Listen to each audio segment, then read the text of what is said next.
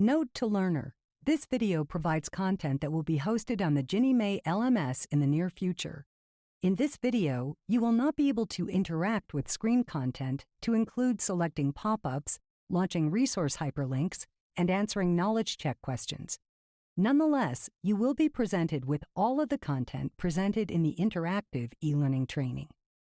Though the audio narration may request that you select items or buttons on the screen, please pause the video to read the content and then select play to continue with the video. When the video advances to a knowledge check, please pause the video and try to answer the question in your head. Select play to see the correct answer or answers to the question. Welcome to the Compliance and Monitoring e-learning for internal users. The aim of this training is to provide an in-depth understanding of the compliance review process. This includes the types of reviews conducted, the life cycle of a review, essential documentation, and the personnel involved. We will also delve into the criteria used to assess risk severity. As internal users, your training covers two additional topics: types of reporting, where users can access actionable insights and trends on compliance reviews, and the repository change process, which powers the continuous improvement of Ginnie Mae's compliance review procedures.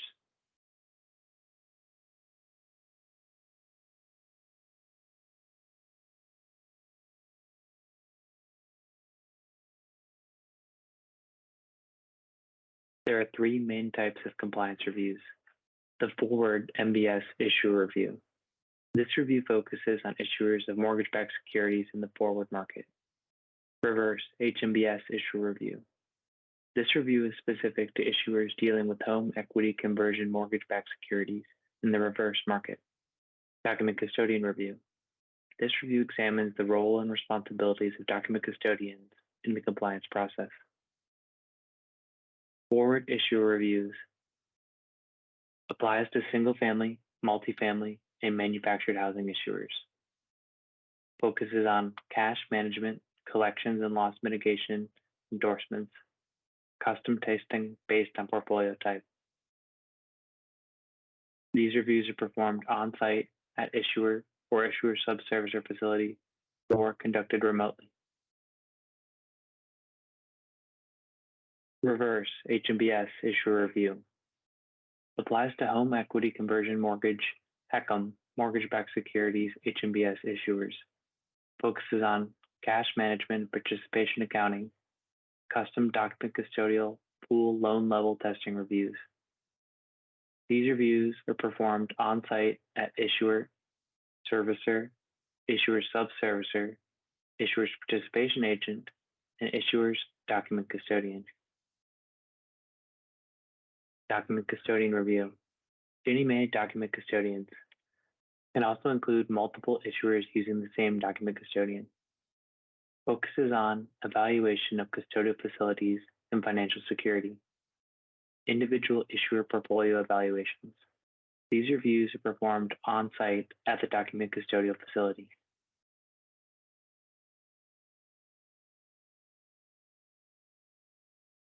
Now try this knowledge check.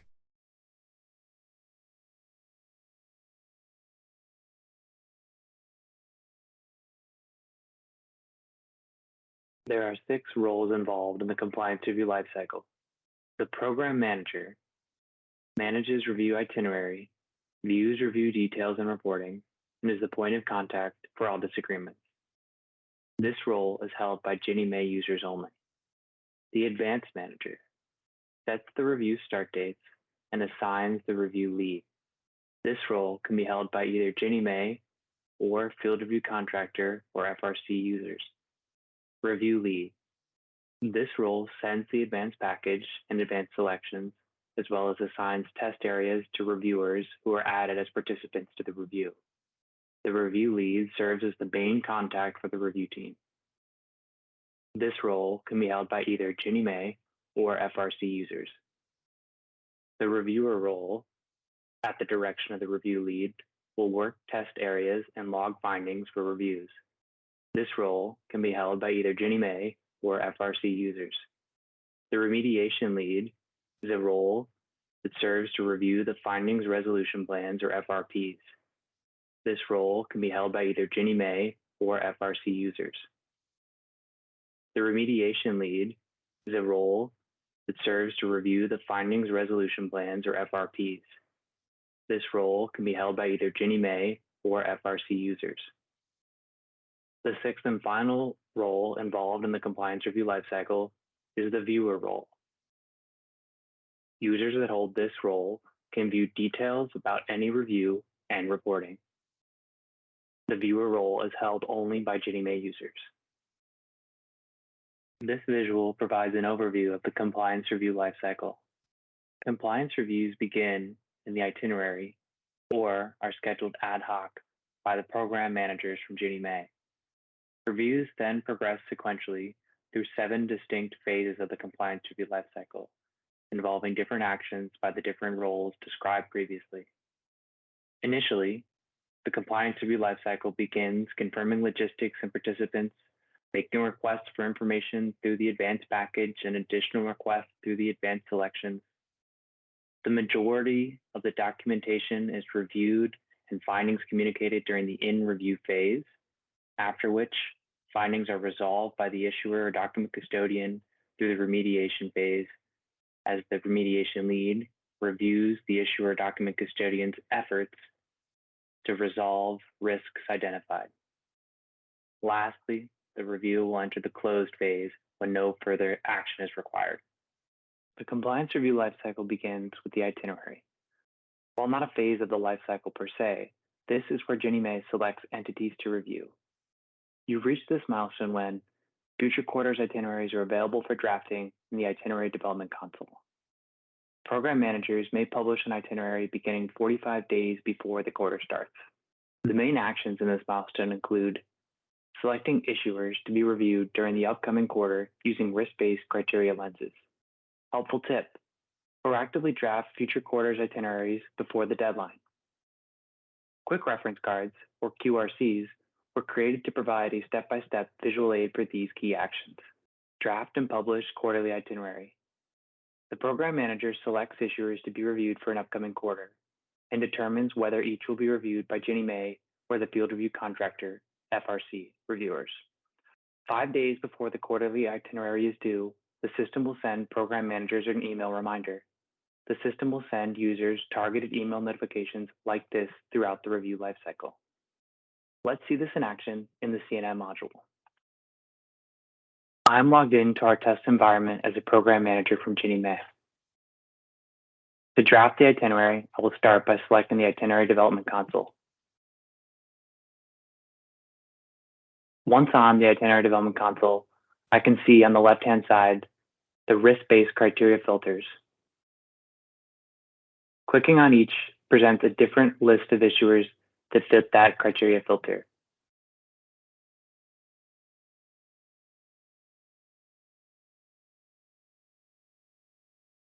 For example, triennial deadline will filter issuers that are approaching a 3-year mark for their last review. Issuers that have not had a review will appear in this filter. Across the top, you can see the various quarters available for drafting.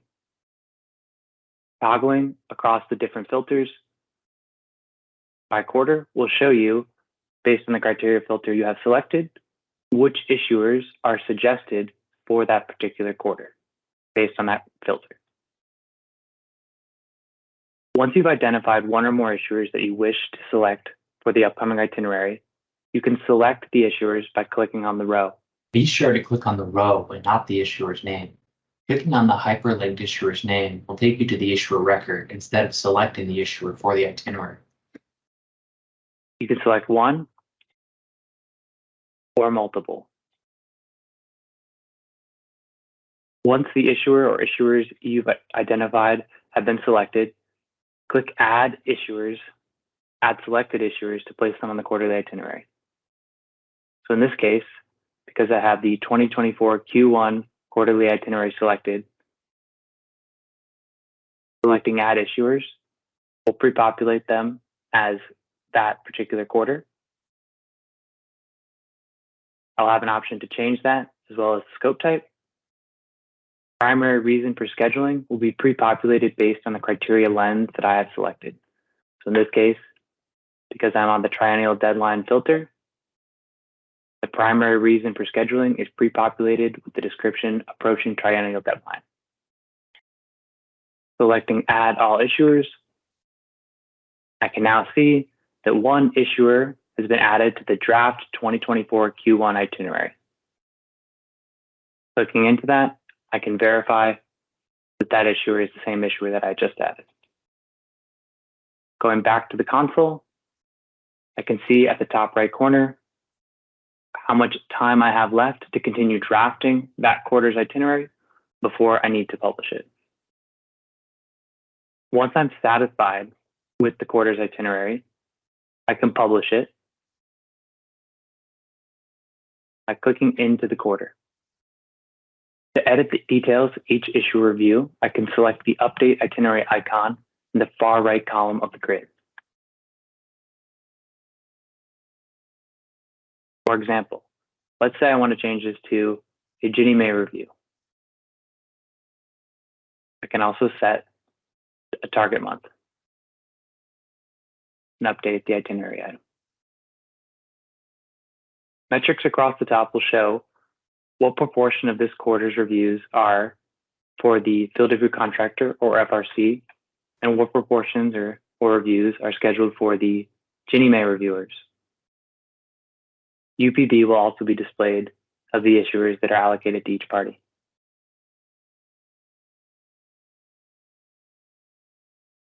Once the itinerary is complete, confirm that you have considered all risk-based criteria by checking each box. For purposes of this demonstration, I will select all boxes, even though we only have one issuer added to this quarter. Schedule ad hoc issuer or document custodian review. Program managers can also add issuer and document custodian compliance reviews ad hoc via the schedule review action. Note that document custodian reviews must be scheduled in this manner. Let's see this in action in the compliance and monitoring module. I am logged into our test environment as a program manager from Ginnie Mae. Schedule an issuer review ad hoc. On the CNM homepage, I can select Schedule Review under the My Action section. Schedule an issue review, select Issue Review. Complete the required fields presented in the form. On the left-hand side, you can have access to available published itineraries to see which issuers are already included in an itinerary that's been published. To schedule a review, you can search for the issuer by name or number. Select the quarter that you would like that issuer to be reviewed into. Note that you are able to add these issuers to existing itineraries. Were you to want to schedule an issuer for review in a future itinerary, you could do so via the itinerary development console. In this case, let's choose 2023 Q4's itinerary. We can also specify the start month. Note that required fields are indicated by an asterisk. Fill out scope type, location, and review team. The review team selection will indicate whether this review is then sent to the field review contractor or FRC or to Ginnie Mae users for the completion of the compliance review process. In this case, let's select Ginnie Mae. Program managers are also required to enter a reason for scheduling. This will be visible to other program managers as well as advanced managers. Click Schedule Review. We will now go through this action again, but to schedule a document custodian review via the schedule review process. Again, on the CNM homepage, select Schedule Review under the My Action section. This time, select Document Custodian Review. Complete the required fields shown. Note the itinerary is not displayed on the Document Custodian Review version of this form, as the itinerary only contains issuer reviews. I can search by name or number. After selecting the entity or document custodian to be reviewed, I'm presented with information about that document custodian, the issuers under custody, the loans held, and the percent of those loans that are multifamily. I'm also shown, if available, any previous review data. The combination of all these elements will help me determine what scope type to select for this particular issuer. In this case, by hovering over the tooltip for scope type, I can see that in this case, I should select Tier 4, as greater than 90% of the loans held by this issuer are multifamily. I'll need to specify the location of the review, and again, the review team, whether that be the field review contractor, FRC, or Ginnie Mae.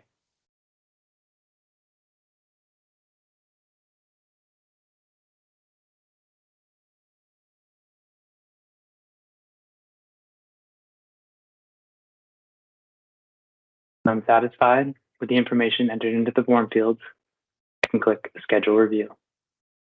Now try this knowledge check.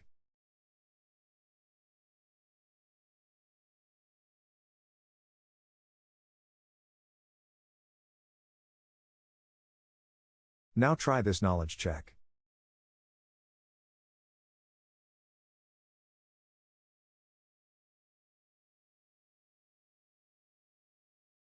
The first phase of the compliance review lifecycle is the pending phase. You've reached this milestone when the review has been added to a future quarter's itinerary, the review lead has been added by the advance manager, the authorized signers have confirmed the review liaison. The main actions in this milestone include the review liaison and advance manager agreeing on a scheduled start date. Helpful tip: when scheduling and rescheduling reviews, consider review lead capacity and availability. Quick reference cards, or QRCs, were created to provide a step-by-step visual aid for these key actions. Set review start date and assign review lead. Once Ginnie Mae sets up a review, the advance manager sets the initial review start date and assigns the review lead. The review lead serves as the primary point of contact for the compliance review. Let's see this in action in the CNM module. I am logged into our test environment as an advance manager from Ginnie Mae. On my homepage, I can select Set Start Date under the Tasks section. All program managers will have access to the same tasks, so in order to complete this task, I must first accept it. I can see the details of this issuer's review and set the scheduled start date. If I choose a value outside of the target start month specified by the program manager, I am presented with an indicator which has a tooltip stating that the start date is outside of the target month. It does not block me from proceeding, but it is a warning that I should be aware of. I can select the review lead from the list of available users by typing in their name and seeing the list of users that match the name that I've started typing. Once I've selected the review lead that I wish to assign this review to, I will select Set Schedule. Now check your understanding.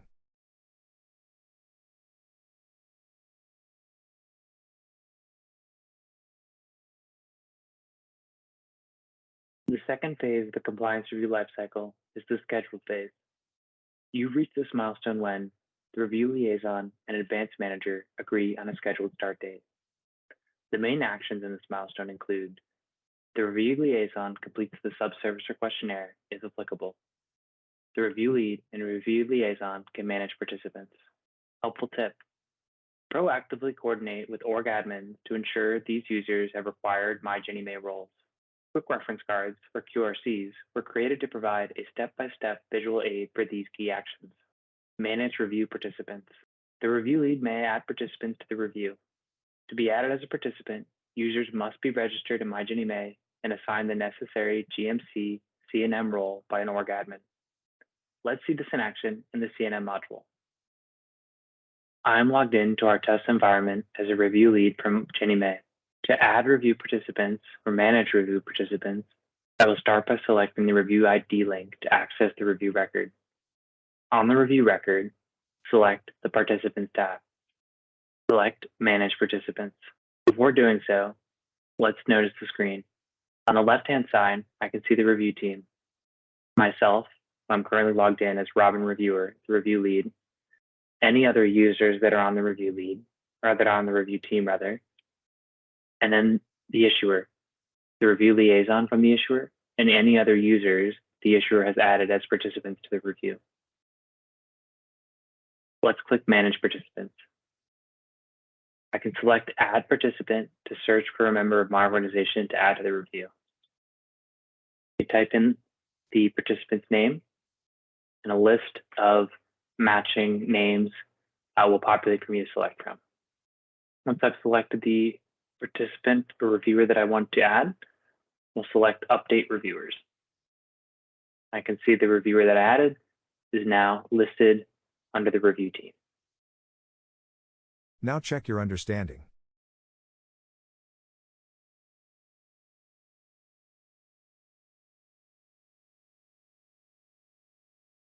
The third phase of the compliance review lifecycle is the planning phase. You've reached this milestone when the review liaison completes the subservicer questionnaire, if applicable. The main actions in this milestone include the review lead sends the advanced package. Helpful tip: advanced selections are drawn from advanced requests, so send advanced package as soon as possible to avoid delays in the review process. Quick reference cards, or QRCs, were created to provide step-by-step visual aid for these key actions. Send advanced package. The review lead will specify the pools to be reviewed and send the advanced questionnaire template to the issuer or document custodian. Let's see this in action in the Compliance and Monitoring module. I am logged in to our test environment as a review lead from Ginnie Mae. To send advanced package, I will start on the CNM homepage by selecting the review record by clicking on the review ID link. Once on the review record, I can select advanced package on the summary tab. Hovering over the button provides additional details. A form is presented for me to configure the advanced package for this review. I must enter the pools that are selected for this review and follow the instructions on the screen to do so. For issuers that have had a previous review conducted in the Compliance and Monitoring module, previous review data will be displayed as to which pools were included on the last review. Reviewers should avoid selecting pools that were previously tested. The reviewer will also have an opportunity to view the advanced questionnaire template that will be sent to the issuer, and if appropriate, modify the template and upload an alternative version to be sent to the issuer instead of the standard template. Once complete, select Send Advanced Package. Now check your understanding.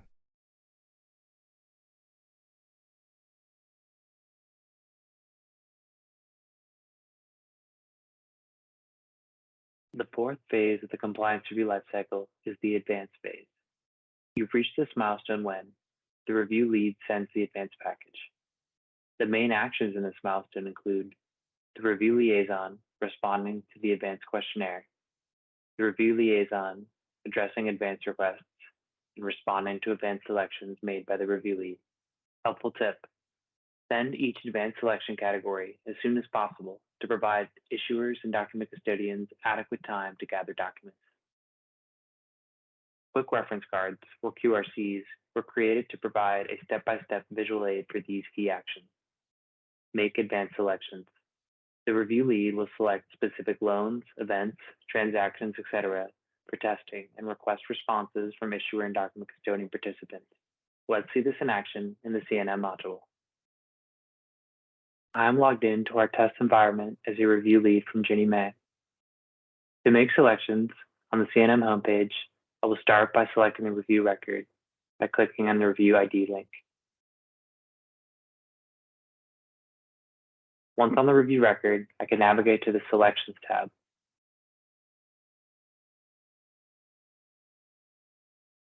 I'm presented with the list of advanced selections categories that are available to bring onto this review. For each advanced selection category, I can work it by selecting Make Selections.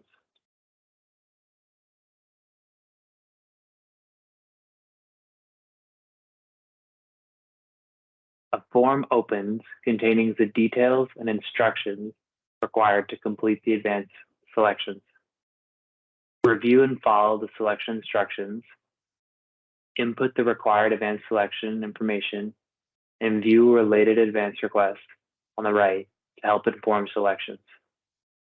In this case, we are making deposits and withdrawal selections. So I will need to navigate to the bank statements provided by the issuer.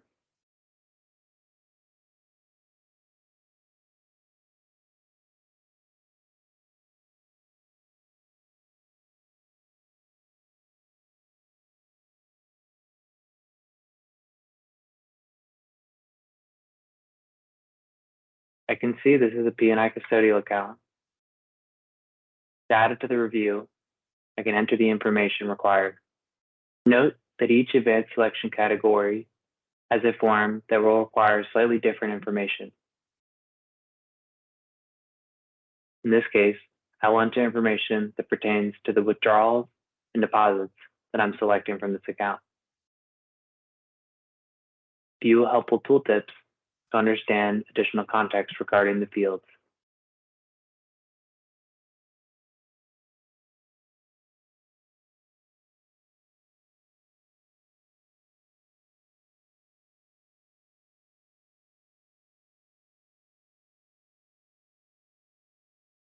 I can select using the date picker, as well as enter in information into the input field for about.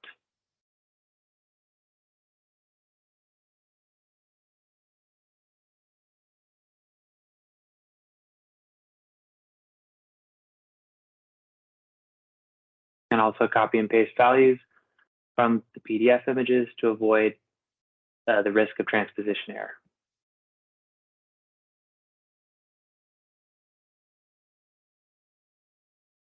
In this particular case, I'm required to enter in 5 deposits as well as 5 withdrawals. But for purposes of this demonstration, I will forego the full selections, which would be made in the same process just depicted. Instead, I'll click Submit Selections. Upon trying to confirm that I'm ready to submit those selections with fewer than the 10 selections required, I'm prompted to enter an explanation justifying why I'm selecting fewer selections.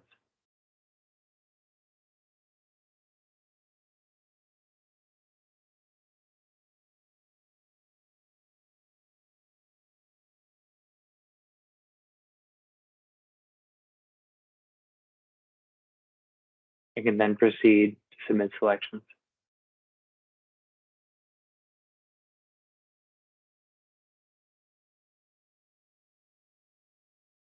I can see this particular advanced selection category has had its status update to awaiting response.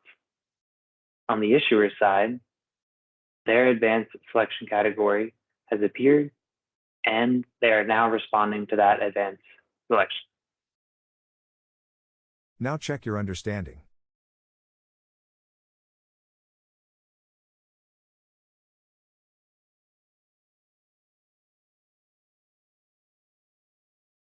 The 5th phase of the compliance review lifecycle is the in-review phase.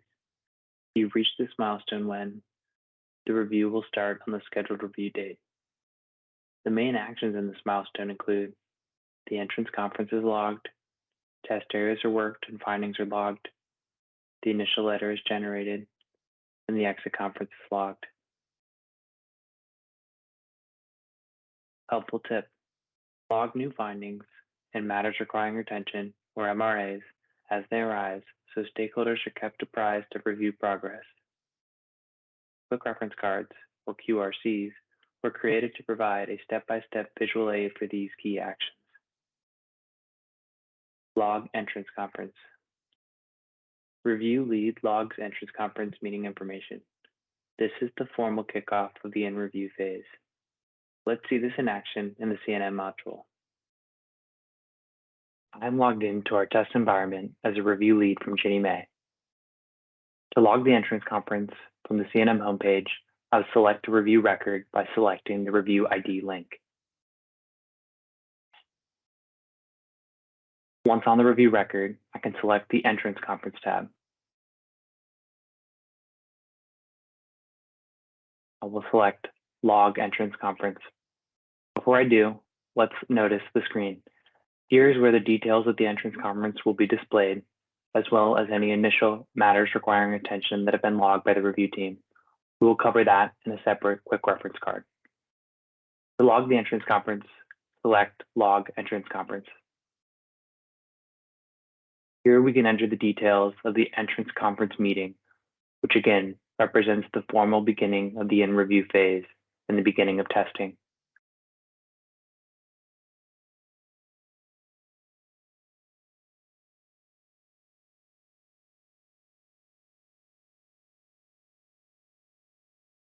Make sure that your conference date for the entrance conference is before the scheduled start date. The system will present a validation if you've selected a date that predates the start date of the review.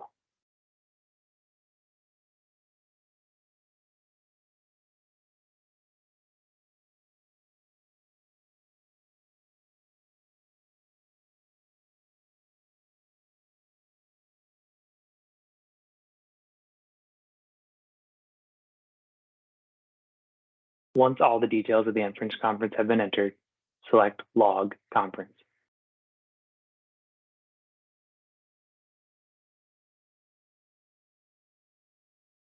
I can now see the details of the entrance conference displayed. Note that the issuer or document custodian will also see the same details and use these details in the case of a virtual entrance conference to access the meeting. Work test area and log findings. Review participants' work test areas and log findings based on documentation reviewed. Let's see this in action in the CNM module. I'm logged into our test environment as a review lead from Ginnie Mae.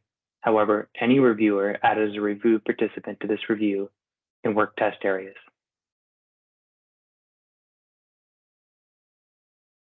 As a review lead, I will start by assigning the test areas. On the CNM homepage, I can select the review record by clicking on the review ID link.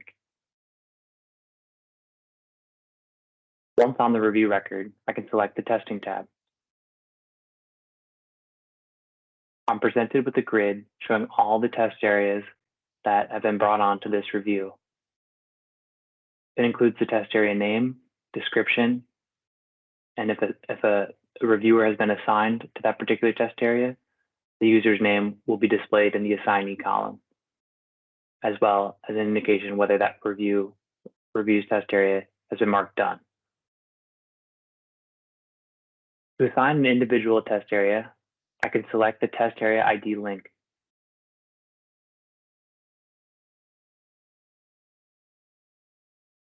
I'm presented with details about the test area, a description of it, objectives, related advance requests, as well as the workpaper template itself. To assign the test area, I can select Assign Test Area.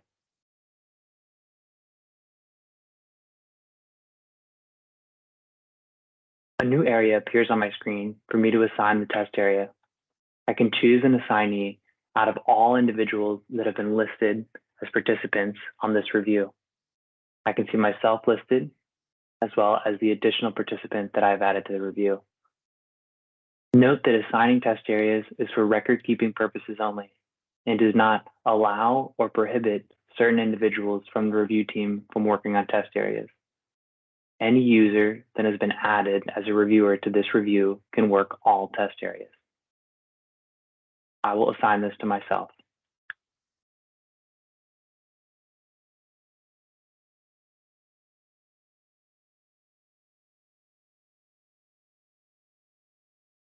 I can see that the grid is updated and shows my name, Robin Reviewer, reflected as the assignee for this particular test area. I will now work the test area. From the CNM homepage, I can see that I now have an incomplete test area that has been assigned to me, the same test areas that I just assigned to myself. Let's work those test areas by clicking on the ID links to the reviews.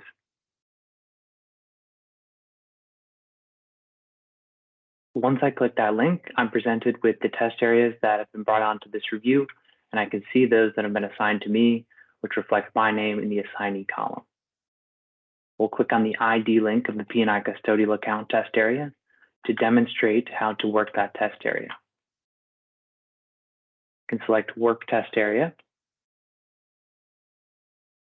Now I'm presented with the template, the Excel template that's used to complete the testing.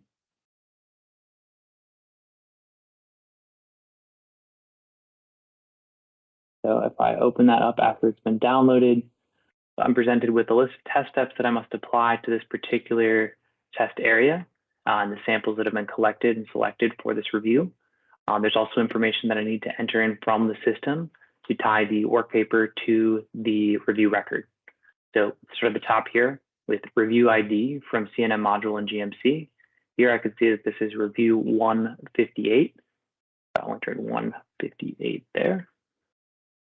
Then for the remainder of the test steps, I can simply go down each and determine the result and answer accordingly in the corresponding cell. So for example, obtain HUD 11709 or successor form. So I could see here and look at the related advance request documentation, which I can toggle through and look at and look into. This particular one, I would look for the 11709 and confirm that that is indeed matching the account that I'm testing for this issuer. Enter my response into the work paper itself. For any test step that involves a potential finding being issued, one, it will be displayed in bold in the test step. And then two, the cell that you will be manipulating as a reviewer will provide options of no finding or finding. If you select no finding, no conditional formatting will be applied. If you end up selecting finding, the cell will format bold and red to make sure that you are aware that a finding has been triggered and will need to input that finding into the system afterward. You would continue progressing down this work paper until everything was complete. And then you would save that work paper and upload it into this work test area section of the screen. You would have also have a space to add any additional commentary describing what was found. So you'll be using the documentation from advanced requests on this left grid, as well as those from the advanced selection documents on this right grid to collectively answer all the test steps in this work paper. In the event that findings are identified, then you'll need to also log those findings in the test area. So let's take a look at something that would potentially trigger a finding. Here we've reached the section of our work paper on our test area that checks for overdrafts. And so for this demonstration, we are going to look at these three test steps and the corresponding documentation provided by the issuer and see if we can identify a finding and log it correctly into the system. So first, we'll start by reviewing the daily balances on the bank statements for evidence of an overdraft. And then we have two additional steps, which will be essentially to issue a finding if there is an overdraft or if the issuer is not able to produce bank statements that include daily balances. So let's take a look at what the issuer has provided and make an assessment of how we should best fill out this work paper. So I know that the bank statements are going to be found as part of the advanced request since they're used later to make our deposits and withdrawal selections. So I know I'm going to find them in this left grid here.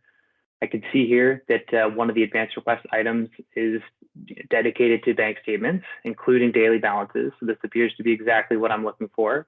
And the system is only going to show those advanced requests that are related to this test area.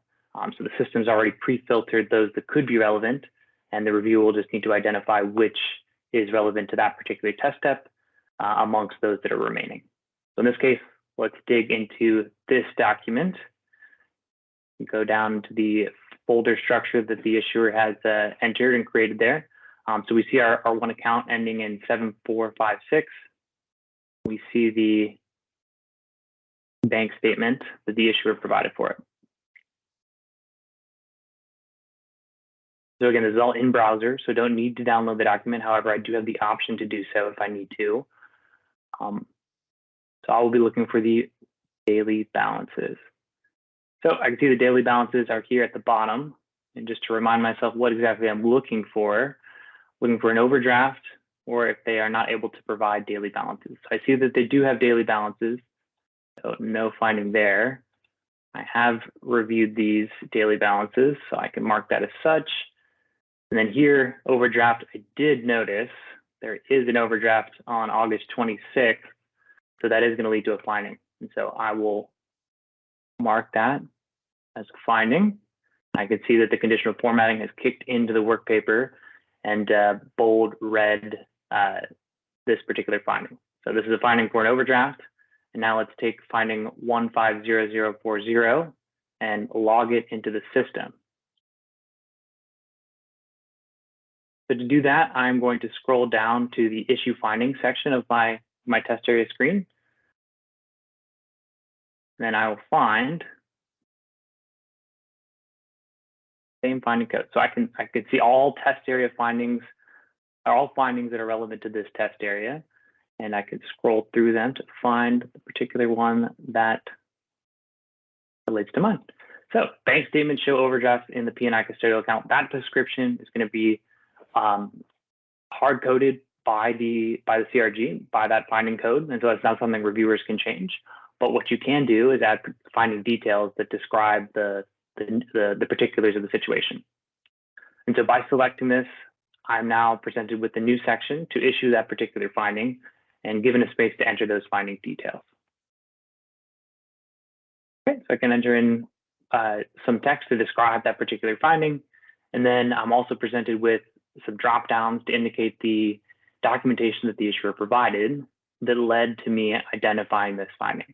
So supporting this finding with the documentation provided by the issuer or document custodian. So in this case, they came from the P&I custodial account document, which I can see up here, matching document ID, name. And so I'm seeing very clearly that that is the document I need to relate it to. This first dropdown is going to come from the advanced request documents. The second dropdown is going to come from the advanced selection documents. And so in some cases, you may need one. In other cases, you may need the other. In even other cases, you may need both. In this particular case, the only thing I need to support the issuance of an overdraft finding is a bank statement showing that overdraft. So I will be sufficient with this advanced request being linked. If I needed to show something that maybe came from an advanced selection, for example, something that came from a deposit or disbursement selection, that would be something I would find in this dropdown. But for this particular finding, not needed here, and so can continue on adding additional support context if needed. May not be needed in this case. I feel like the document, as well as the amount and the date and the account, is probably all the context that's needed for Ginnie Mae to understand what happened and for the issuer to also understand and begin working on the remediation. So I will select Add Finding to finish issuing that finding. And now I can see that that finding is on the Current Findings on Review section.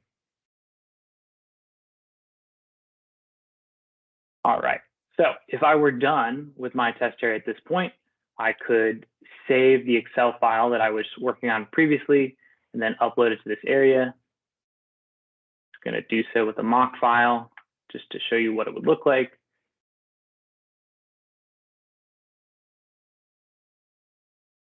And I will also click Mark as Done. Note that this is just for tracking purposes, much like the assignee name. So this will reflect in the grid that this is marked as done, but won't restrict me from coming back and modifying it should I want to return to my work later. Go ahead and click Save Work on Test Area, and then I can see that the grid has updated, showing that that test area is marked as complete. There is one finding issued there, still reflects my name, and then I can also see that the review card has updated as well for the sub-review, indicating that one of the 20 test areas has been complete, or 5%. We've got one finding on that review, and then it's in the high-risk category. There are 4 types of testing: cash management testing, delinquency testing, liquidations testing, and endorsement testing. Cash management testing evaluates remitted funds passed to security holders and assesses accuracy of reporting. Delinquency testing evaluates the effectiveness of issuers' default management practices procedures. Liquidations testing evaluates issuer management and reporting of liquidated loans. Endorsement testing evaluates existence of agency insurance or guarantee on the Ginnie Mae portfolio.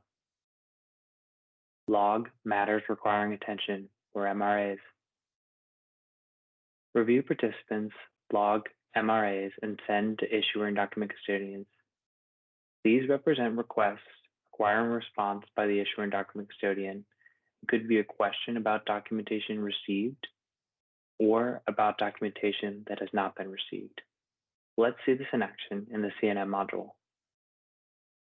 I'm logged into our test environment as a review lead from Ginnie Mae. However, any reviewer added as a review participant to this review can perform this action. To log in matter requiring attention, or MRA, on the CNM homepage, I will start by selecting the review record by clicking on the review ID link. Once on the review record, I can select the MRAs tab. I can see all of the MRAs that have been logged for this review, all of those that have been resolved, all of those that remain unresolved. I'm also presented with additional filters to filter the available MRAs. To log an MRA, I will select Log MRAs. I'm presented with a form and must complete all required input fields indicated by an asterisk.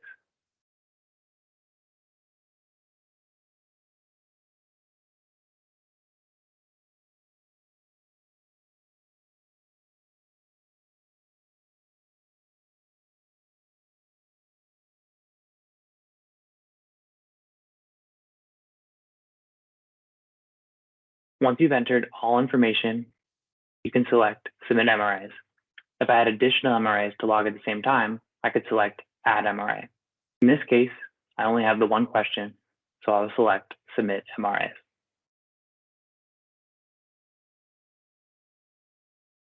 I can now see that the grid is updated and all MRAs shows the one MRA I just issued. I can see its status. It has been sent to the institution, in this case an issuer, and has not yet been resolved. I can check back here frequently to see the status of this MRA and whether or not the issuer has responded to it. MRAs may go back and forth between the review team and the participants multiple times before they've resolved. Generate initial letter. The review lead generates the initial letter once testing is complete and all findings are logged. The initial letter contains details of the review and details of each finding logged. Let's see this in action in the CNM module. I'm logged into our test environment as a review lead from Ginnie Mae. To generate the initial letter from the CNM homepage, I will start by selecting the review record by clicking on the review ID link. Once on the review record, I can select the Generate Initial Letter button. It may also be helpful. First, go to the Testing tab, confirm that all test areas are complete, and you are indeed finished with testing and ready to generate the initial letter for this review. Click Generate Initial Letter.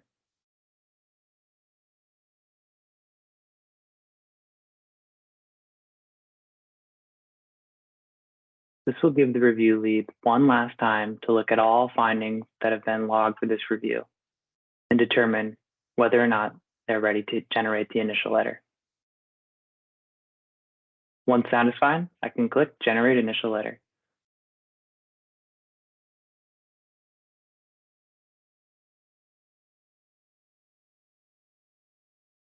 The initial letter is now visible for the issuer to look at, and they are also presented with the findings worksheet for their authorized signer to agree or disagree with each finding that has been issued.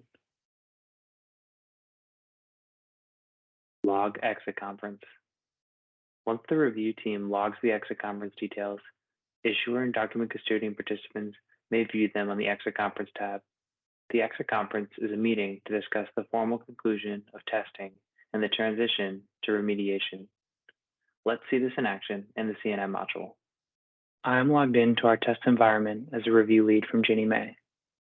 To log the exit conference, I will start from the CNM homepage and select the review record by clicking on the review ID link.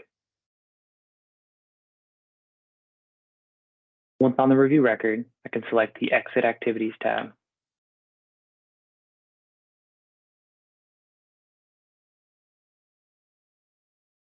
Select Log Exit Conference button.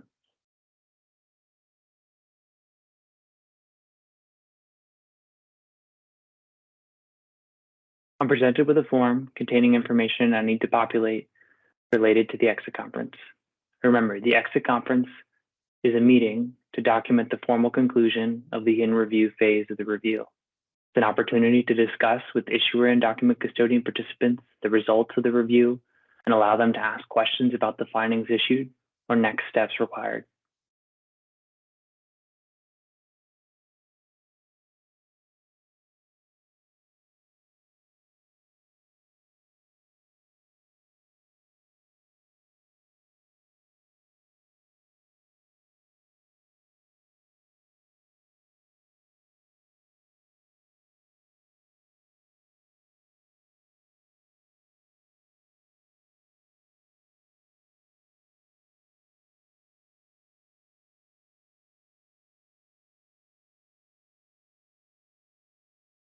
Once you've entered all details, select Log Conference.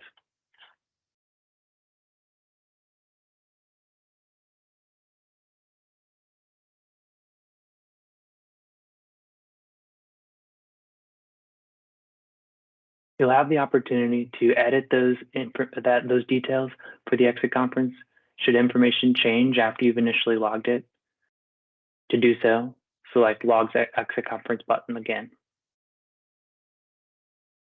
Move review to remediation. The final step of the in-review phase is for the review lead to move the review to remediation and assign the remediation lead.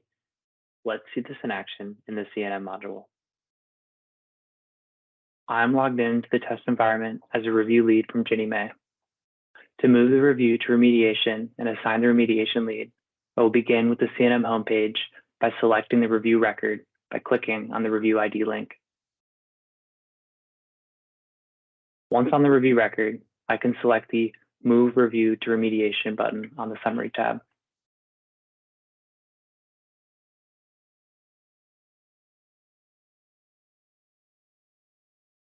I can assign a remediation lead. Note that the system will pre-populate the current review lead. I can change this and select a different remediation lead, or I can leave the remediation lead as the current review lead.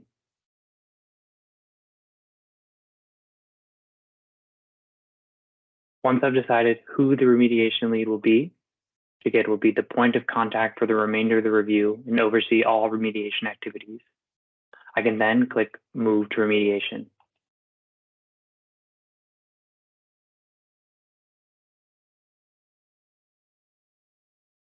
This will start the clock on how long issuers have to resolve the findings that have been identified. Now check your understanding.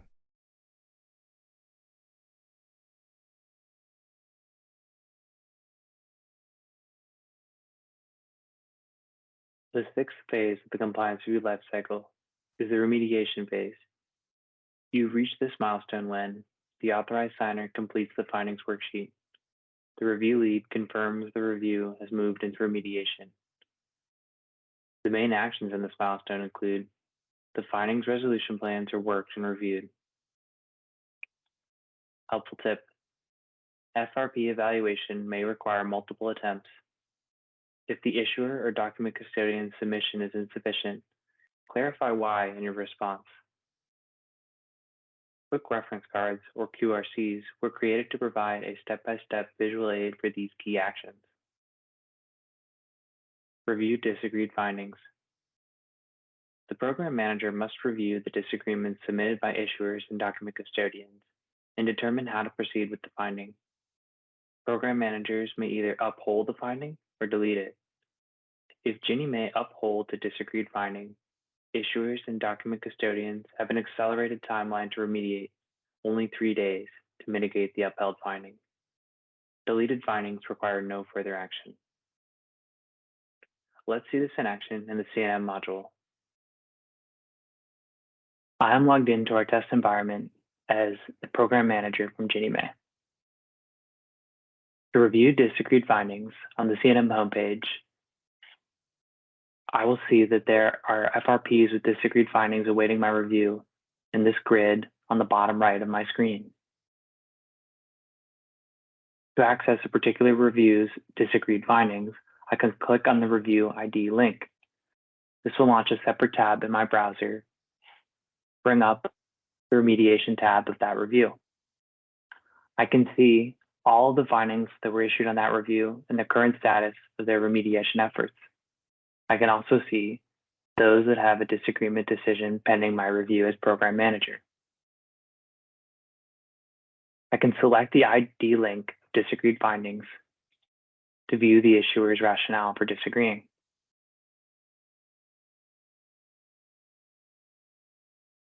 We'll select Review Disagreement.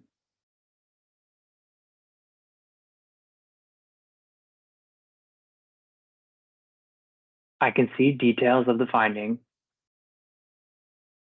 what the issuer said,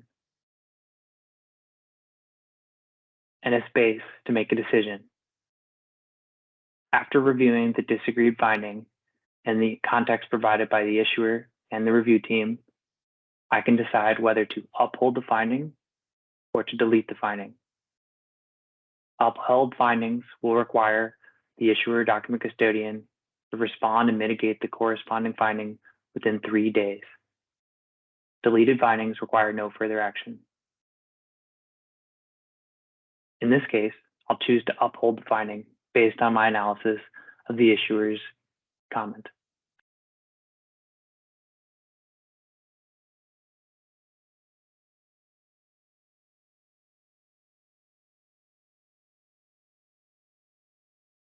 I can add comments about my review and then click Submit Review.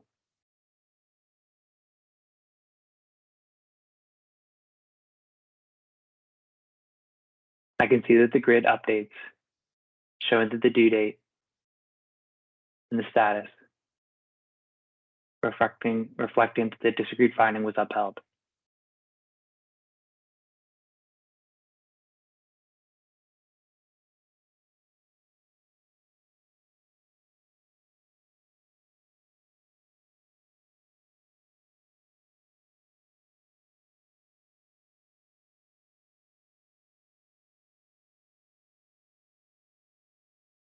Findings, risk level, and remediation timelines. The timeline for submission of the finding resolution plans, FRPs, varies depending on the risk level of the finding. There are 4 risk levels. They are high risk, cash related.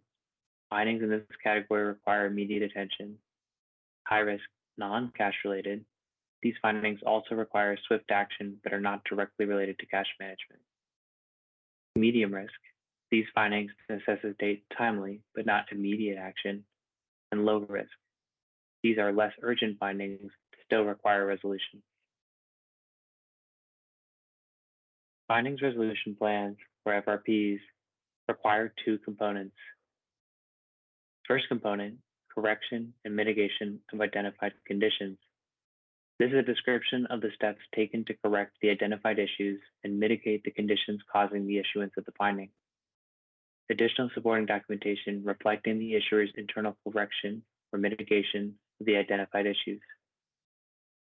The second required component of an FRP is the prevention of recurrence of identified conditions. This is the description of the policies or procedures implemented to prevent the recurrence of conditions causing the finding of noncompliance. Additional supporting documentation reflecting implementation of the policies and procedures described in the FRP.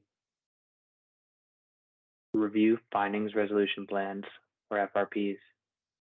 The remediation lead must review submitted FRPs and make a decision as to whether the issuer or document custodian mitigated the identified findings. Let's see this in action in the CNM module. I'm logged into our test environment as a remediation lead from Ginnie Mae. On our CNM homepage, I can see FRPs that are ready for my review in the FRPs Ready for Review grid. To access those, I can select the review ID, and then I'm brought to the review record in the remediation tab, where I see a grid of all findings issued and see those that are ready for review. Select the ID of the FRP to review it.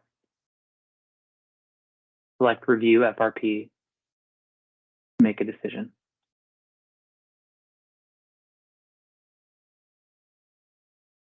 I can see information about the finding, whether it was disagreed to, the comments about the disagreement, and why it was upheld and by whom. I can see information provided from the issuer, Dr. Custodian, as to their mitigation, as well as their prevention. If their response included documentation as well as text, I'm able to access it as well. Lastly, I'm presented with a section on my screen to indicate my decision about the findings resolution plan, or FRP. I can make a decision whether to leave the finding as open, mitigated, or conditionally mitigated. I also have a space to document any comments about my decision.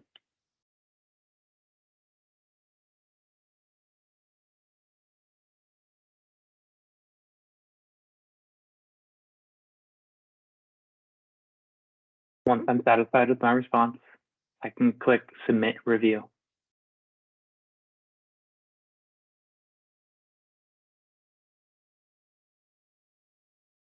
I can now see that this is updated to show that all FRPs are reviewed and closed, and the status has been reflected as mitigated. Closeout review.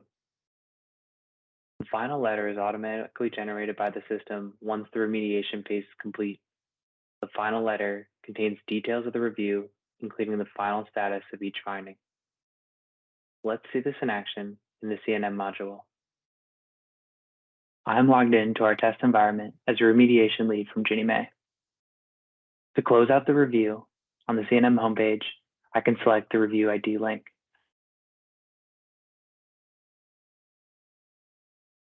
On the summary tab of the record, I can select Closeout Review. Note that this will only appear when all FRPs are mitigated, conditionally mitigated, waived, or deleted.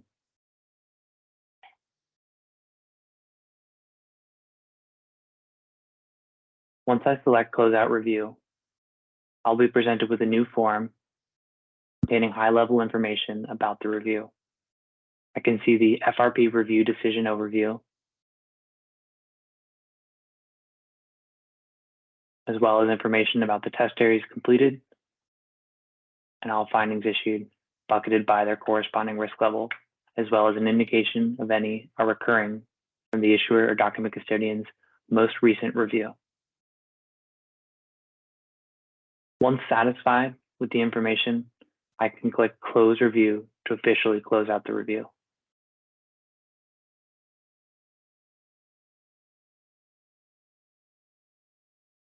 On submission of this form, the final letter will be generated and available to the issuer, document custodian, participants.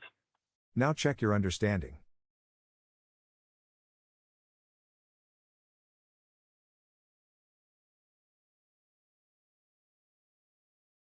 The seventh and final phase of the compliance review lifecycle is the closed phase. You've reached this milestone when the final letter is generated and the review is closed out. No further actions can be taken on this review.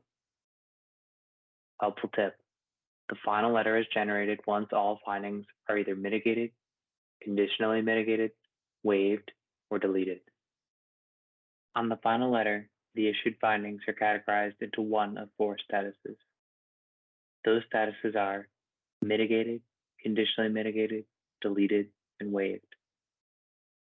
Mitigated: a finding with an accepted findings resolution plan, or FRP. Conditionally mitigating, a finding with an accepted FRP that is subject to one or more conditions being met for the finding to be considered mitigated. Deleted, a finding which is considered removed from the initial letter and not identified as having been issued to the participant, but is labeled in this manner for auditing purposes. Waived, a finding for which Ginnie Mae subsequently issued a waiver, where a waiver was subsequently produced by the participant after the in-review phase. Now check your understanding.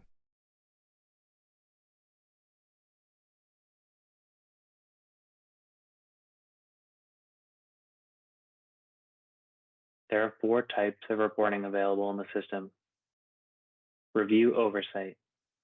This type of reporting shows the status, scope, and program breakdowns across the compliance reviews conducted in the compliance and monitoring module. It also shows quarterly comparisons and insights on overdue finding resolution plans or FRPs.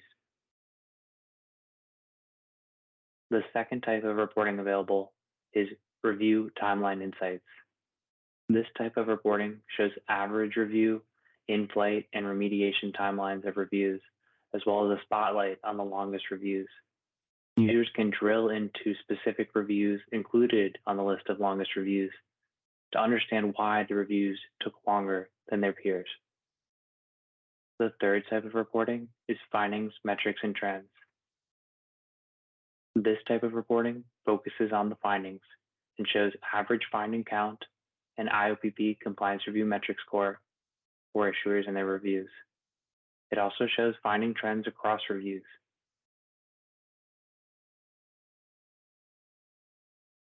The fourth type of reporting is subservicing breakdowns.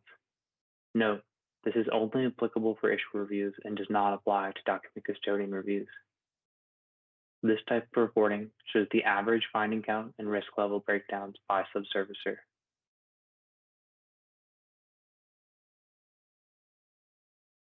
Quick reference cards, QRCs, were created to provide a step-by-step visual aid for these key actions. Reporting.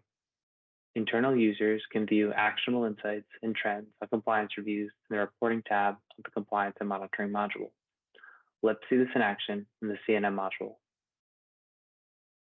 I am logged into our test environment as a program manager from Ginnie Mae. However, any internal user can see reporting. Once on the CNM homepage, I can select the reporting tab across the top of the screen.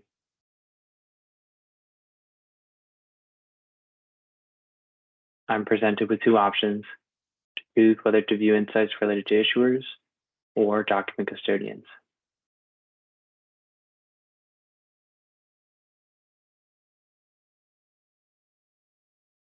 Once I've selected an entity type, I'm presented with parameters that I can select to filter the report to display the data that I'd like.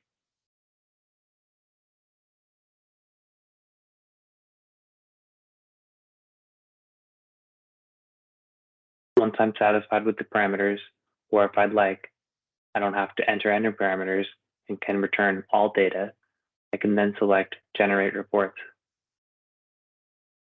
Reports are not yet displayed until I click the card that indicates the type of reporting that I wish to see.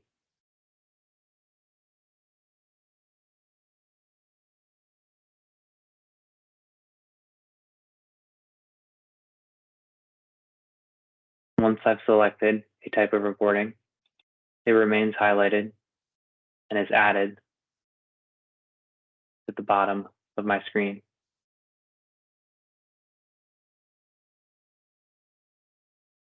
Selecting it again removes the report.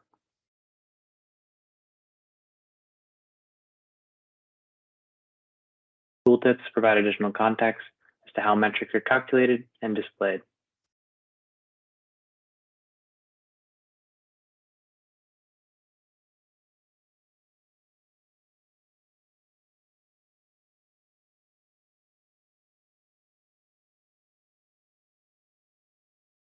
Note that any review data from 2023 Q4 or earlier predates the use of Ginnie Mae Central's compliance and monitoring module.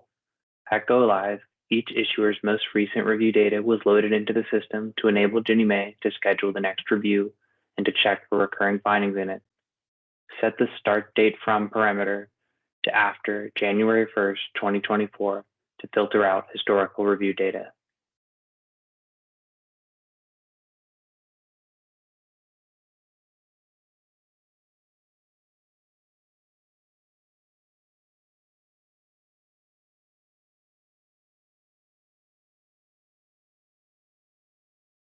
The CNM repository contains the building blocks for all reviews: advanced requests, test areas, and findings. Reviewers and program managers can propose changes to a queue for future consideration. Ginnie Mae runs the CNM repository change management process quarterly to review proposed changes and implement those that are approved.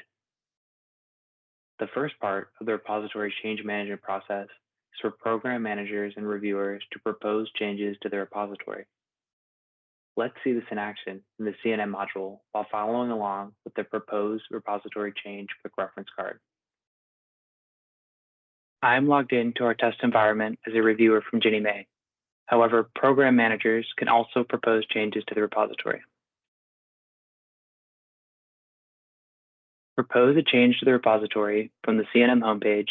I can select Propose Change to Repository under My Actions. I'm presented with an option to choose whether my change relates to the issuer repository or the document custodian repository.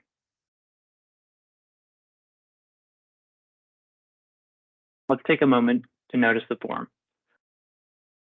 When I'm proposing a change to the repository, if the change I'm proposing relates to repository components that already exist, such as to modify those components, or if they're no longer relevant, to remove those components, I will select those components here. I can toggle between advanced requests, test areas, and findings. For findings, I can also search by finding code since there are so many findings. For changes to the repository that relate to components that do not yet exist, for example, in the case of adding a new advanced request, test area, or finding, you will not have to select any repository components, but instead describe the new components that need to be added in the description of changes box here. Even for proposed changes that do not involve new components, you should use this box to describe what you're proposing to change and why. Let's use a hypothetical scenario to illustrate how this would work.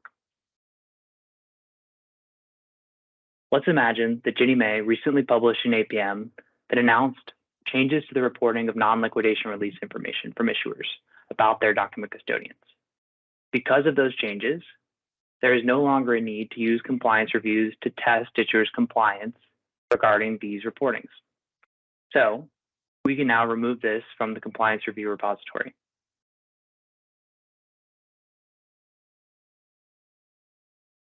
What will we remove? To do that, it's often helpful to open up the repository in a separate tab of your browser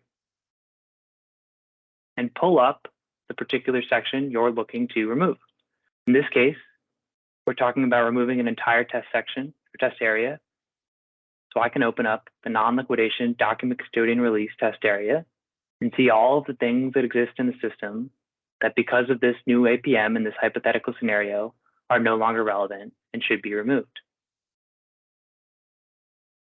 So I can keep this open on one tab, then toggle back to my other tab to continue describing the change in the description of changes text box.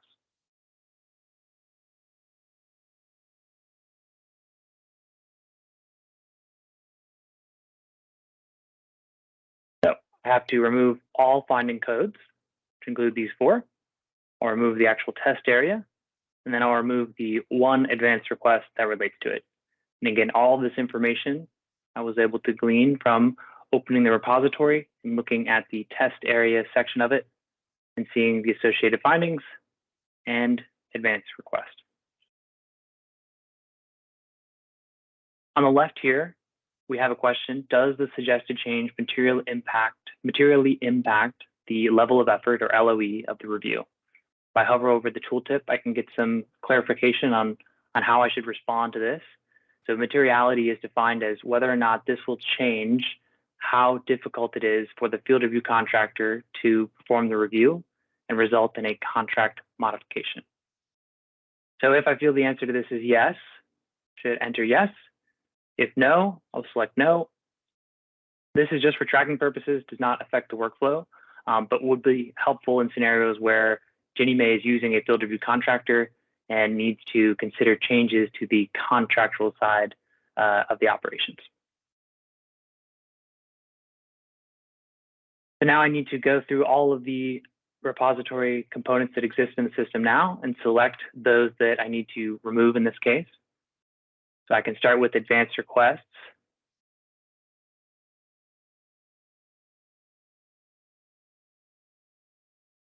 And if I look, it's advanced request ID 15. So I'll know where I'll see that in our list here.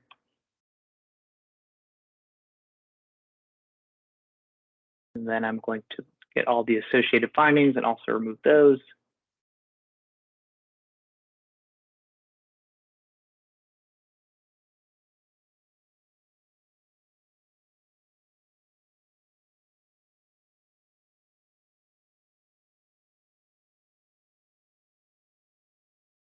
When I select them, they become highlighted. And I can see that they are added to this list of selected repository components. So I'm able to track whether or not I've actually selected all the components that I need to for this change.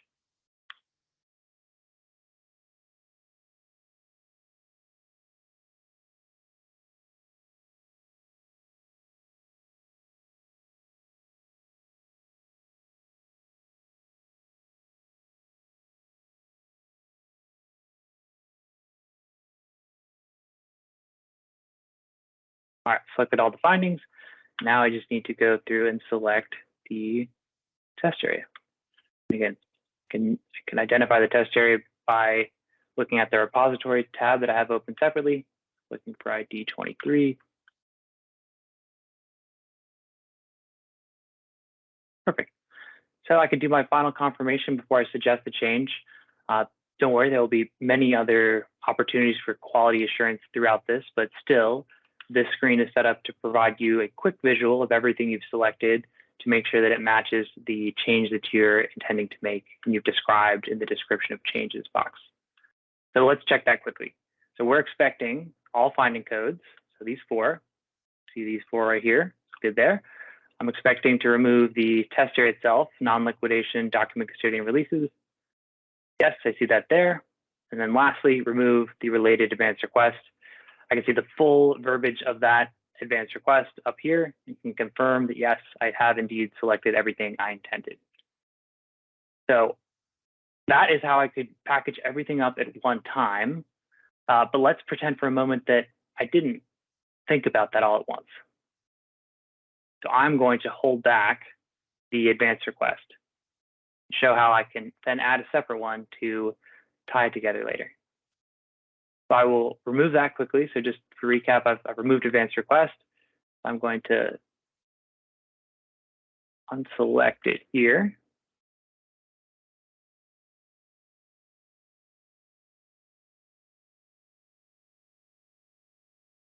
So say that I forgot to include the advanced request later, but then realized it and wanted to add that in.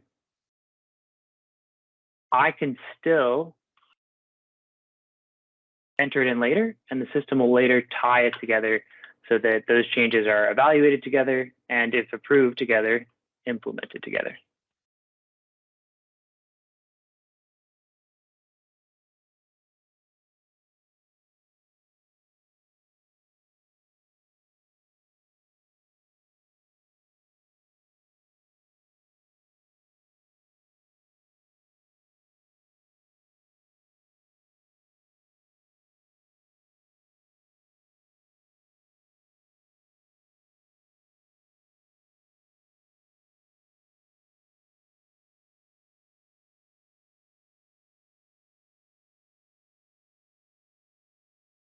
Add a little note there just to explain that I potentially forgot and needed to go back and add this additional piece that is tied to it.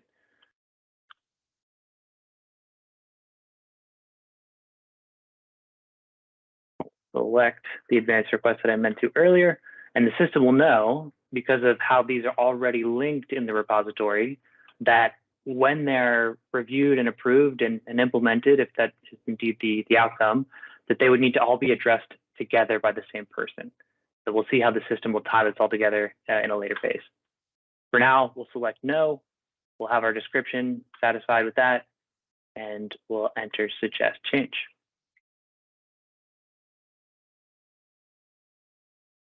Let's look at one more example of proposing a change to the repository. This time, let's look at proposing a new test area and along with it, new findings. From the CNM homepage, as a reviewer or program manager, I can select propose change to repository. If I'm working through the issuer side, I can scroll down to description of changes. And since this is a new test area and new findings, there's nothing for me to select as far as existing repository components because I'm not changing anything that already exists in the system. And this is described in the italicized text at the top. So instead, I'll need to enter the description of the changes. I should add context as to why I'm suggesting new test area and new findings be added. So let's talk about a hypothetical scenario where perhaps Ginnie Mae has published a new piece of policy, an APM, that has implemented new servicing requirements for a loan product that certain issuers hold. Compliance reviews have been decided to be the tools that Ginnie Mae will use to assess compliance with those new requirements. And it's important that reviewers consider the effective date of those requirements in their testing. So with that context, we can describe the change needed as adding a new test area for those special servicing testings, adding new findings for each of the requirements listed in that APM, and then another finding at the test area level for scenarios where an issuer has failed to provide the documentation required and testing can't be completed. And then lastly, an advance request that might list the loans that the issuer services that those new APM requirements apply to. So with that, I can suggest change. I'll also need to fill out whether or not this materially impacts the level of effort of review, just like I did before. In this case, I will say no and go ahead and suggest the change. The second part of the repository change management process is to review the proposed repository changes.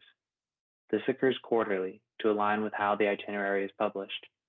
Proposed changes must be approved by a program manager, then the monitoring director, and lastly, the OIPM SVP before they can proceed.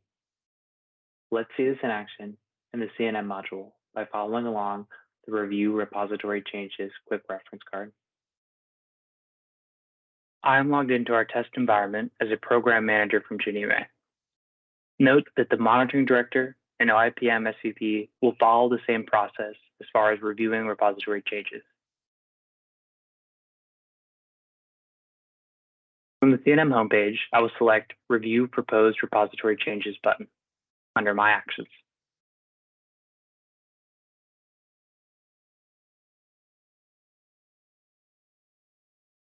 From this screen, I can see the proposals that my colleagues have made into the system as to what should be changed in the repository. I can expand and collapse the various proposals to see more or less details.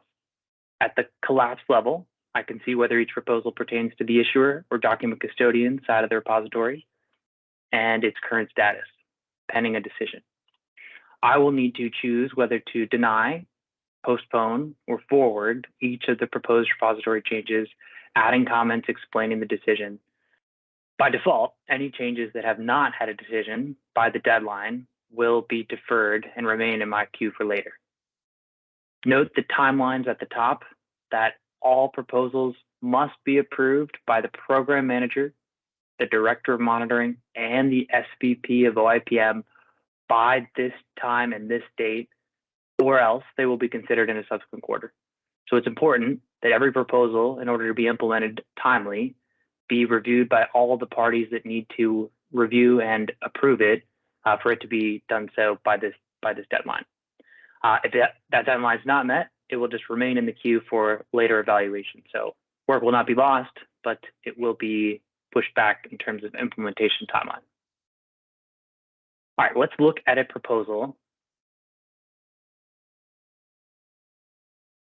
So we're shown as the program manager the same information that the person who proposed the change input into the system. So we're able to see whether the level of effort of the review is affected, who submitted the change, when it was submitted, the description that they entered, as well as in cases where we're modifying existing repository items, which items they've selected. So in this case, I know in the earlier example, I gave a scenario where perhaps the person who proposed the item would realize they made an omission right after they submit it and add a second one to add in the advanced request they had intended to. If that wasn't the way that it unfolded, there's also a way for the program manager at this stage to add in additional repository items. So for example, I could click here and find the advanced request that relates to this particular item, right? So I could have chosen to do that, or rather the program manager would have another opportunity to notice something that might be missing from a proposal and correct that before passing it further along in the approval process. And so the change management workflow is set up to give you that flexibility. I'll add any comments that are relevant to the proposal, supporting my decision to deny, meaning that I do not want this to be implemented in the repository, to postpone, meaning that I don't want to take an action denying or moving forward with it now, but we want to reconsider it in the next quarter, or I can make the decision to move forward with this proposed change. And moving forward with it in the case of the program manager is not implementing it, but moving it forward to the next layer in the concurrence process. So to the monitoring director, and for the monitoring director, that would be to the SVP of OIPM. The SVP of OIPM for that user moving forward would be moving forward to full approval and then moving into implementation. Let's say I agree with the change, or the proposed change rather. I can click forward.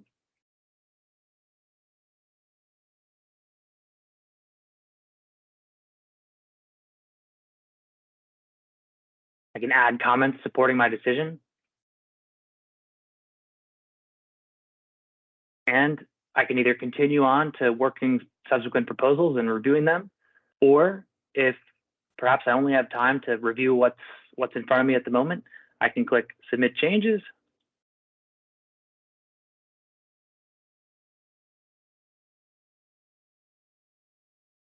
And then I can see that previously reviewed proposal has already moved on and is forwarded.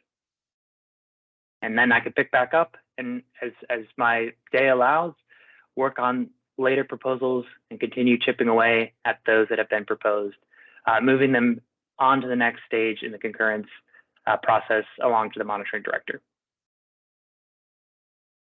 So we won't demonstrate this for each, but this will be the same exact process for the monitoring director and SVP of OIPM, because they're all essentially doing the same action of reviewing what has been proposed and deciding whether or not that should be denied, postponed, or moved forward with implementation. I am logged in to the test environment as the monitoring director from Ginnie Mae. To review proposed repository changes from a CNM homepage, I can click the Review Proposed Repository Changes button under the My Action section. Similar to the Program Manager, I can see all of the proposals that have been forwarded to my queue for review. I can collapse and expand the proposals in the same way as the Program Manager. Let's notice some differences about this screen compared to the Program Managers. Instead of the option to forward a proposal, the Director of Monitoring has the option to concur with the Program Manager's recommendation to move forward. Another important change is for the Monitoring Director to be able to see what the Program Manager has input as to comments on their decision. The Monitoring Director can see the comment made, when it was made, and by whom. Let's say the monitoring director concurs with the decision and moves forward with the proposal. Click Submit Changes.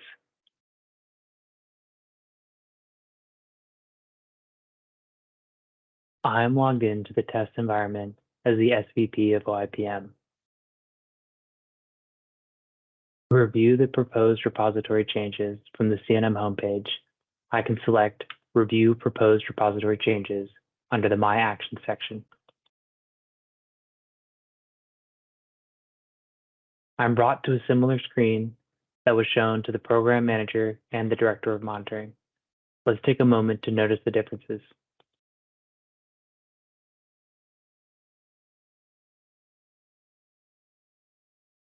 Similar to with the director of monitoring, the SVP of OIPM's decision to move forward with the implementation also looks slightly different.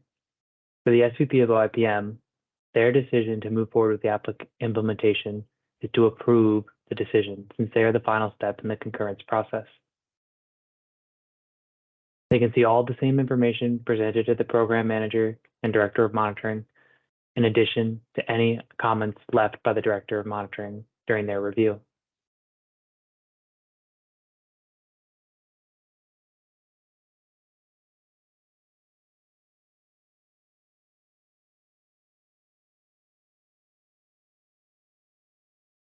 Let's say the SVP of OIPM approves the change. You can watch how it moves forward to implementation. Click Submit Changes. The third part of the repository change management process is to implement any approved repository changes. Implementation begins by the program manager assigning out approved changes for reviewers to implement.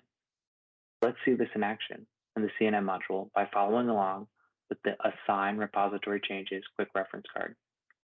This is from the CNM homepage. I will first select Assign Repository Change Proposals from the Tasks pane.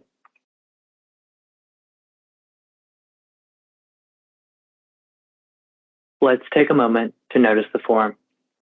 I can expand and collapse proposals that have been approved by a program manager, director of monitoring, and OIPM SVP, and are in my queue to assign to reviewers to implement.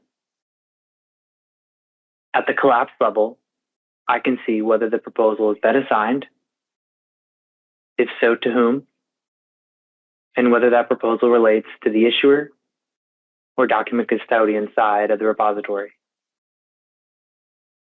I see instruction text at the top that is italicized and provides helpful instructions as to how to complete the actions in the system. To assign a reviewer to work the changes, enter a user's name in the Assign a User field. Note that program managers must assign the same reviewer to proposals with overlapping repository items. The items that overlap are indicated in the text below an overlapping item. In this case, proposals 4 and 7 contain at least one overlapping item. We click Assign Reviewers.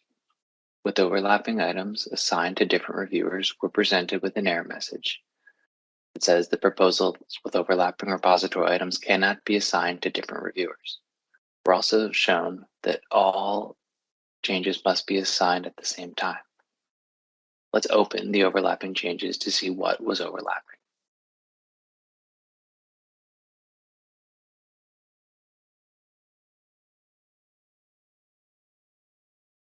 As we can see, one of the overlapping items is the finding 600046. The system operates in this way so that reviewers do not change the same item in different ways. It acts as a way to control the version of the items.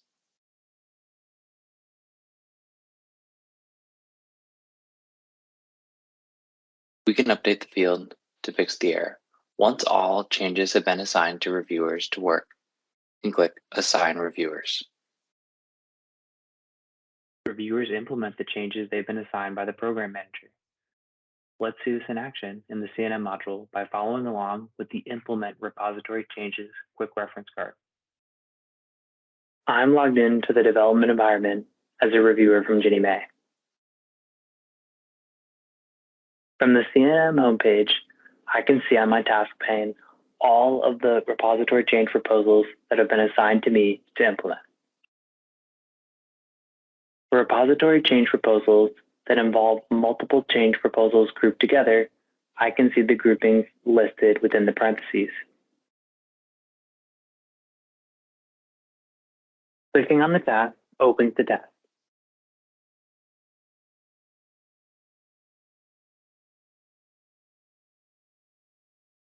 Let's take a moment to notice the form. I'm presented with instructions on how to make the changes, and includes all the details from the Program Manager, Director of Monitoring, and SVP of OIPM's review, including any comments left.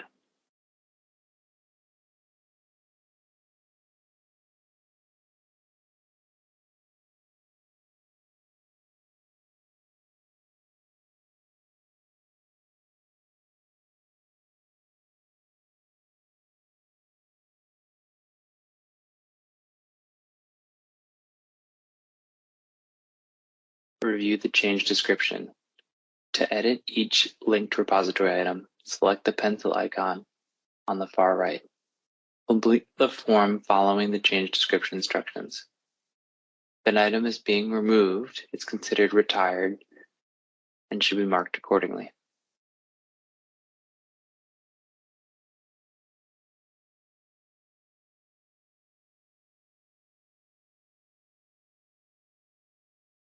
Once complete, select Return.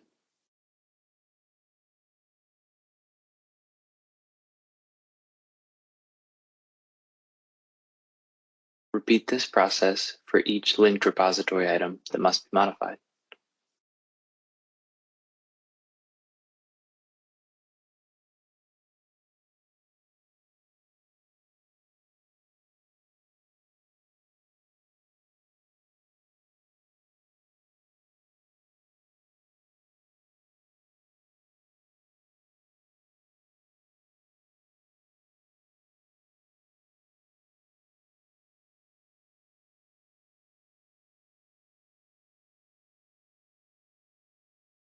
For linked change proposals, I can expand the other proposals to see the details. Once satisfied with all changes, click Submit Work.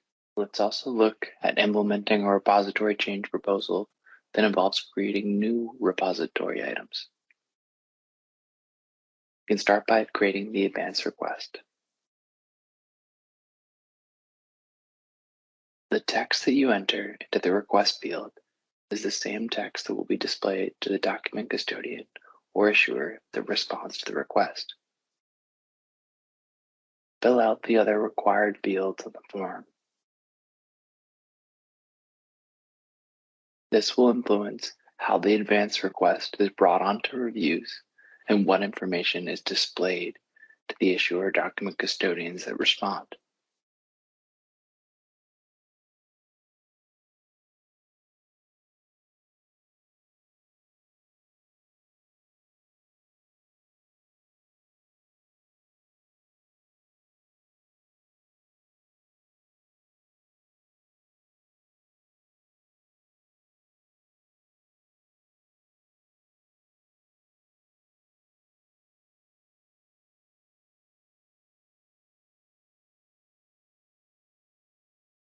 You may find it helpful to open the repository in another tab of your browser.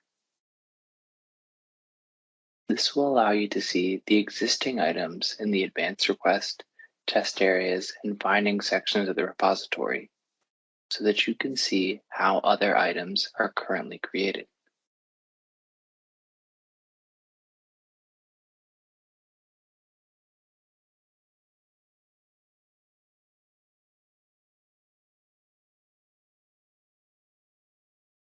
You can continue creating items. In this case, let's create a test area. Let's take a moment to notice the form. Optional and questionnaire.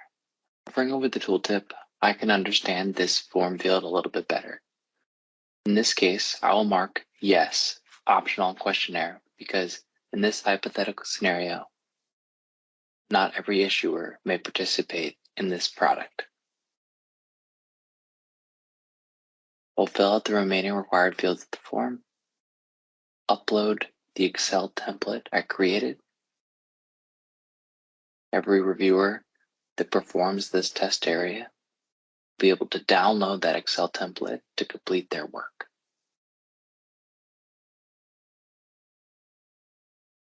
After filling out all required fields, I can click Save and Add Linked Items. 4 new sections appear for me to complete: objectives, associated findings, required advance requests, and related advance selections.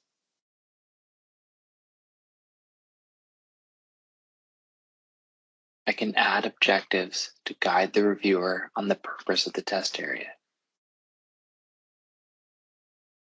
I can add the required advance requests that I created earlier. I can search for it by name, select Add Advance Request.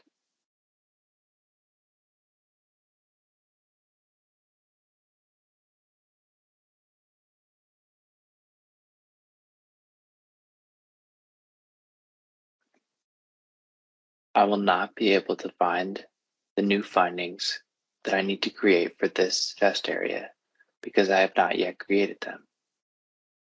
In this case, I can click Return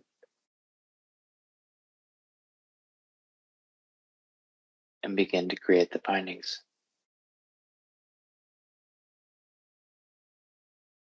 To create findings, I'm presented with a slightly different form. I must fill out all required fields.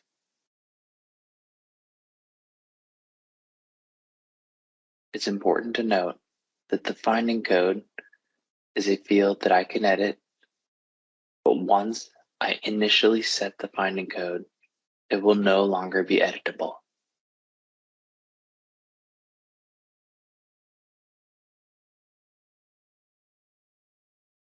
The description is the short text description of the finding that will appear every time this finding is issued.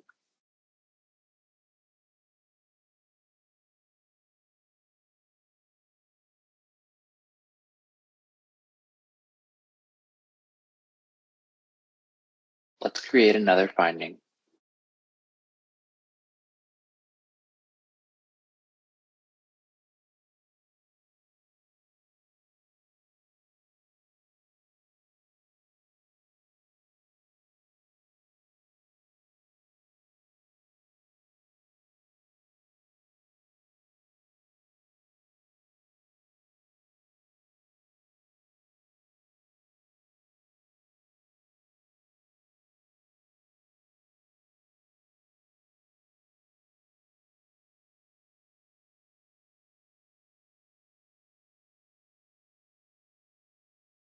This time, let's notice the controlling guidance reference. Here, I can point to the APM in this hypothetical scenario. Click Return when done.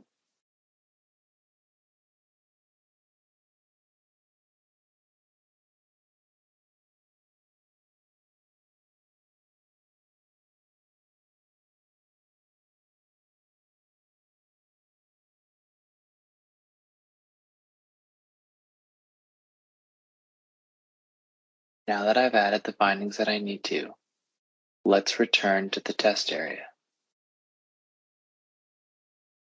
You can see both findings that we just created and add them each individually.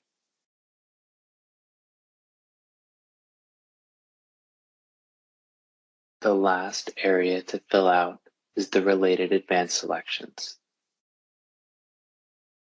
Advanced selections give reviewers an opportunity to select additional samples for review. Let's say in this hypothetical scenario that reviewers were expected to use the loan history and escrow analysis samples that already exist and apply the APM selections to them.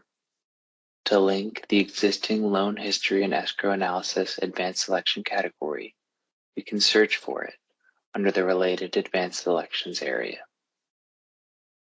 Once we've found the advanced selections we want to link, we could select Add Advanced Selection.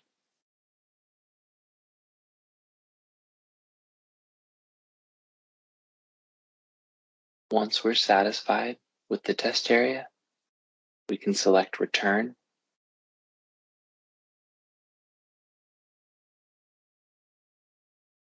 And once complete with the proposal, we can submit work.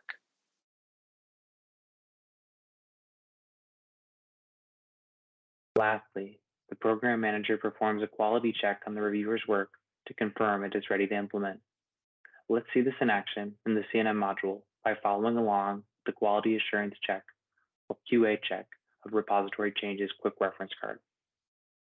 I am logged into the development environment as a program manager from Ginnie Mae. From the CNM homepage, I can see on the tasks pane my task to complete the final QA or quality assurance check of the repository change. You can see all the information about the proposal,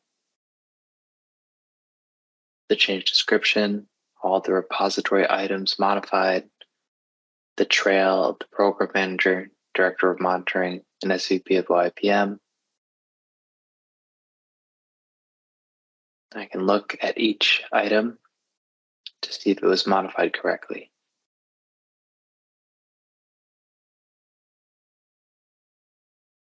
Test areas, I can download the Excel workpaper.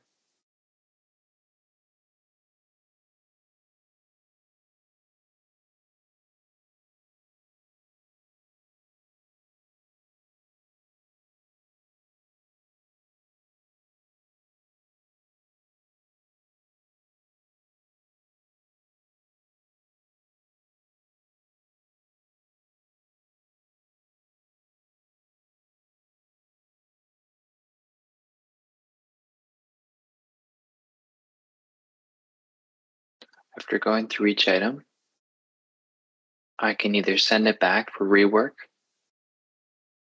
or confirm the changes. If I want to send it back for rework, I can select Requires Rework and provide rework instructions.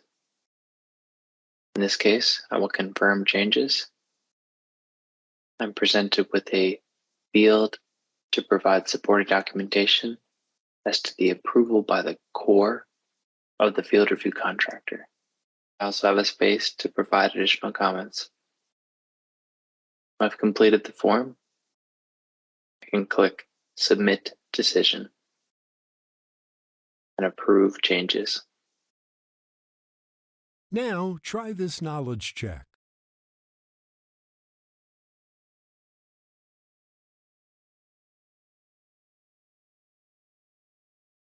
The goal of this training module was to offer a comprehensive overview of the compliance review process.